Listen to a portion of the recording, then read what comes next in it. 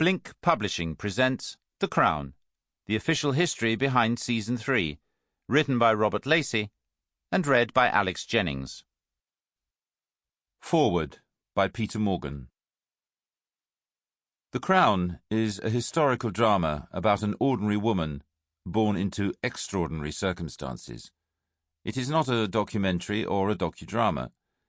Everything from the scripts that I write to the costumes, production design and locations that add such richness on screen, as well as to the performances by our two stellar casts, headed initially by Claire Foy and now in Season 3 by Olivia Colman, is underpinned by a vast and exhaustive amount of research, analysis, thought, care and consideration.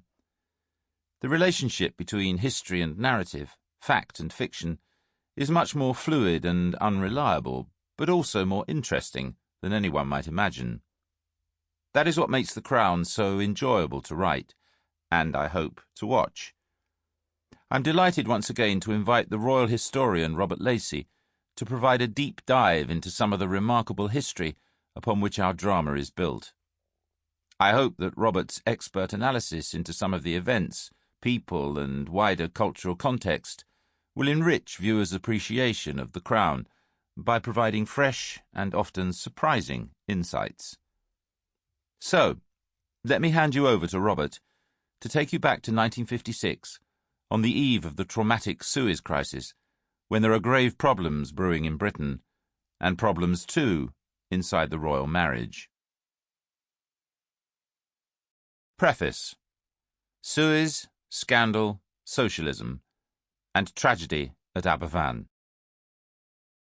The Crown moves on. In the first volume of our Inside History, we followed Queen Elizabeth II from her childhood through to love and marriage, savouring the hidden history of her coronation and her early years of apprenticeship with Winston Churchill, as based on the first 10 episodes, 101 to 110, of The Crown Season 1. Now, in Seasons 2 and 3, the Queen must work with Prime Ministers who are shadows of the great man, the devious Anthony Eden and Harold Supermac Macmillan, as well as with Alec Douglas-Home, whose mistakes paved the way for Harold Wilson, the most successful Labour Prime Minister of Elizabeth's reign.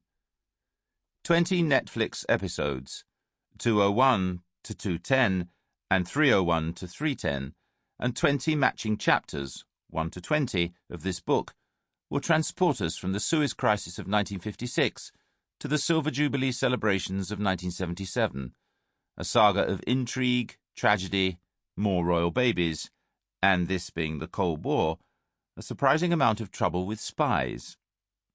This book, Volume 2, tracks the history of the still maturing Elizabeth II through the second phase of her reign, as she feels her way towards more confident regality, while her country stumbles quite dramatically, losing hold of the self-assurance, the smugness, indeed, that characterised the British establishment after the victory of the Second World War.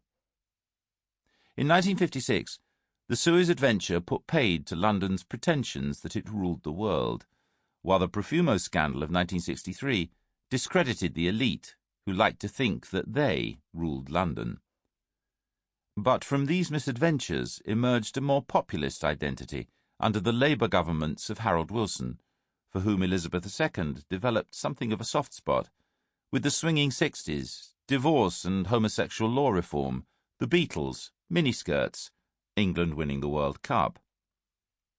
In one sense, the monarchy rode serenely, and not a little superciliously, above all these social and political changes. Elizabeth II, her critics complained, occupied a completely different universe from the women's lib movement that developed in the 1960s and 1970s, and so she did. On the other hand, the antiquated British system of hereditary monarchy delivered supreme national prestige and authority to a woman throughout these tumultuous years with an open-mindedness and, yes, a modernity that the contemporary United States still cannot bring itself to embrace.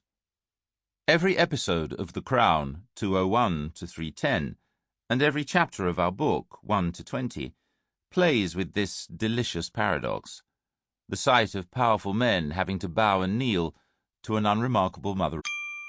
Sample complete. Ready to continue?